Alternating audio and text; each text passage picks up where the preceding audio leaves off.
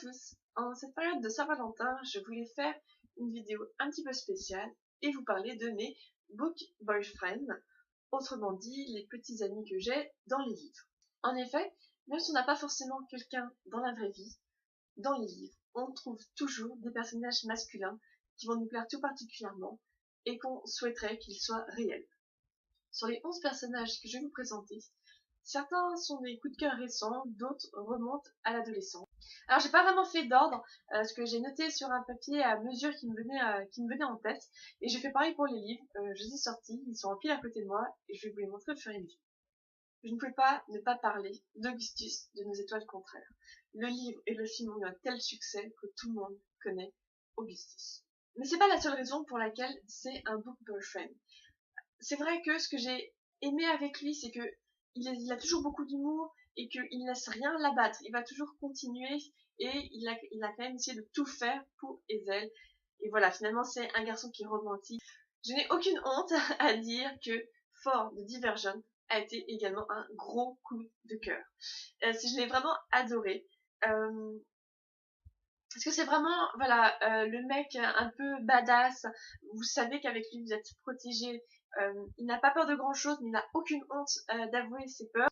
Donc du coup, voilà, j'ai adoré Ford. En plus, j'adore le nom. Enfin, c'est juste trop classe d'avoir un nom qui explique tant sur la personne. Monsieur Darcy, forcément, je suis fanatique d'Orgueil et Préjugés.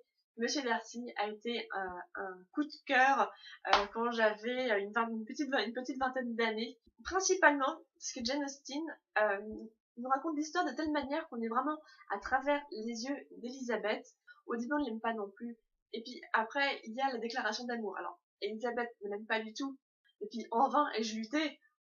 Voilà, c'est une phrase d'intro qui est juste trop top. En vain ai-je lutté, je ne puis plus réprimer mes sentiments. C'est beau. Et puis surtout quand après, Elisabeth lui dit non et qu'il lui dit, qu'il explique qu'il n'a pas honte de ses sentiments, il était juste et naturel.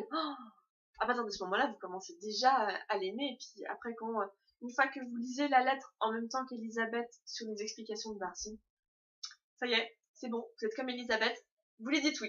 Finnick également dans Catching Fire est un gros coup de cœur et je crois qu'autour de moi tout le monde le sait et que je le dis déjà suffisamment, je pense, dans mes vidéos. En fait, moi ce que j'aime bien avec Finnick, c'est un peu comme les autres personnages finalement que je vous ai montrés. La première fois qu'on voit Finnick, c'est finalement quelqu'un qui est assez arrogant, qui est vraiment très sûr de lui. Il n'est pas vraiment très sympathique au début, on l'aime pas forcément, mais je trouve qu'après c'est petit à petit quand il commence à dévoiler sa vraie personnalité, quand on commence vraiment à voir qui il est, c'est ça que j'ai aimé, c'était vraiment le fait qu'il n'était pas aussi simple qu'on pouvait penser, que c'était pas juste voilà le beau gosse arrogant, que c'était quelqu'un qui jouait le beau gosse arrogant pour sa propre survie. Parce que quand dans le 3 on apprend tout sur la vie de Finnick, mais voilà, là à partir de ce moment-là ça a vraiment été un personnage que je savais que j'allais aimer pendant très très très longtemps, parce que c'est vraiment quelqu'un qui finalement est très faible, qui est très sensible, et ça on ne le sait que plus tard. Voilà, j'ai eu un problème de batterie, donc si le cadrage n'est plus exactement le même, c'est normal. Le book boyfriend suivant est un petit peu différent, un petit peu spécial, puisqu'il s'agit du fou dans l'Assassin Royal. Et le fou déjà n'est pas un humain, il vit beaucoup plus lentement que nous et sa peau change de couleur à mesure qu'il vit.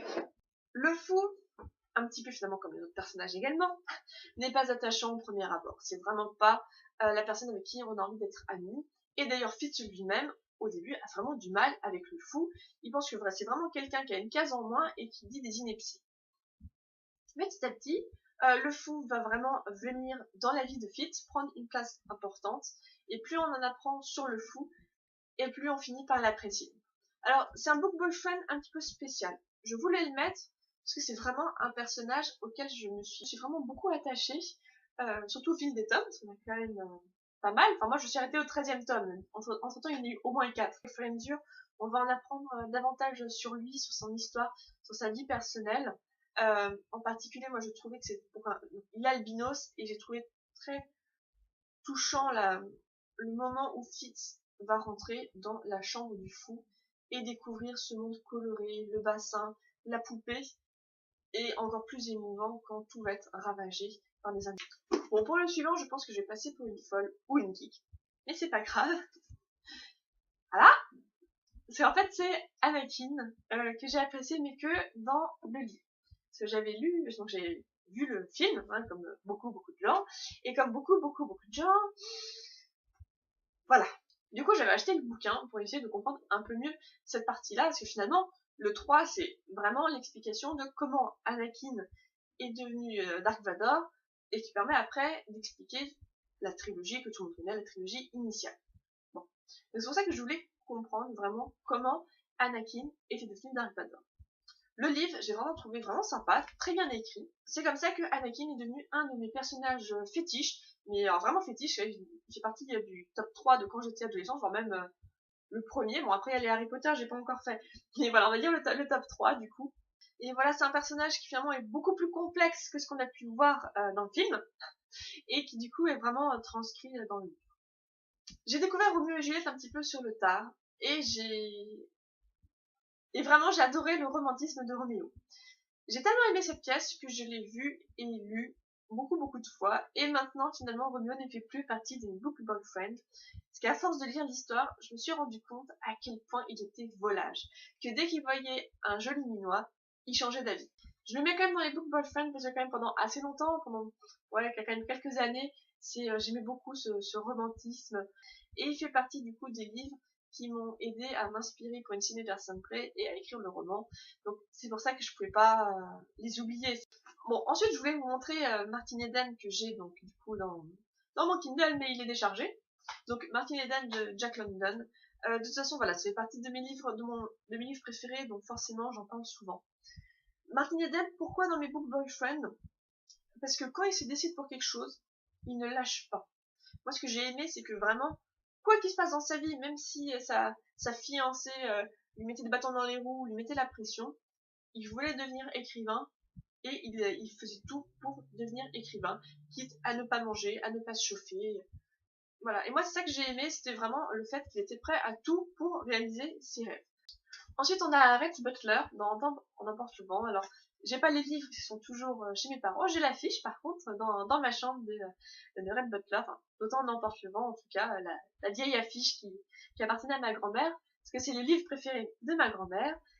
Rhett Butler, encore une fois, je suis en train de me rendre compte que voilà, il y a un petit schéma quand même qui me plaît comme ça chez les personnages masculins. Il n'y a que Augustus qui sort un peu du lot, mais c'est le fait que quand on rencontre Rhett Butler, on l'aime pas, on n'aime pas Scarlett O'Hara non plus. Je connais peu de gens qui l'apprécient, généralement on préfère mes amis. Mais voilà, ce qu'on aime avec Rhett Butler, c'est encore une fois, c'est quelqu'un qui est arrogant, qui est sûr de lui, c'est un vrai homme, un petit peu comme Thor, mais en version virile de l'époque.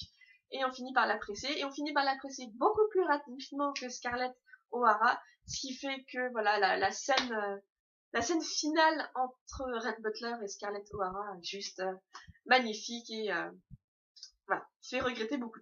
Et enfin, je vais terminer avec les book boyfriend de la saga de tous les temps, en particulier la saga de ma génération Harry Potter. Donc c'est vraiment une saga que voilà, j'ai vraiment grandi avec cette saga. Mais voilà, moi c'est vrai que j'ai le même âge que les acteurs, c'était voilà, une relation tout particulière avec les films. Dans Harry Potter, j'ai deux personnages que j'apprécie énormément. Le premier, et je pense que vous l'aurez deviné dès que j'ai sorti Harry Potter et le prisonnier d'Azkaban, c'est bien sûr Sirius Black. Alors Sirius Black, moi, je l'aime, mais en tant que maraudeur, justement, parce que voilà, quand il était jeune, il était arrogant, il était séduisant, c'était un petit peu le bad boy hein, finalement de Poudlard. Alors voilà, forcément, j'en étais à Poudlard, je pense que j'en étais amoureuse de lui, comme toutes les filles de Poudlard. Mais maintenant que je suis grande, voilà, je mets Sirius Black parce que oui, quand j'étais ado, quand c'est le prisonnier d'Azkaban, j'ai vu vraiment très jeune. Et du coup, bon, bah, voilà, ça fait, les maraudeurs faisaient rêver. Et en particulier, Sirius Black. Après, je sais que j'en avais parlé avec une copine qui, elle, préférait justement Sirius Black adulte. Le deuxième que j'ai apprécié dans Harry Potter. Et généralement, les gens n'aiment pas trop, pourtant je vois pas où est le problème, c'est Drago Malfoy. Oui, c'est une tête à claque. Oui, c'est quelqu'un qui est peureux, hein, finalement. Mais je sais pas, il a quelque chose, ce personnage avait quelque chose qui fait que, voilà, je l'ai aimé.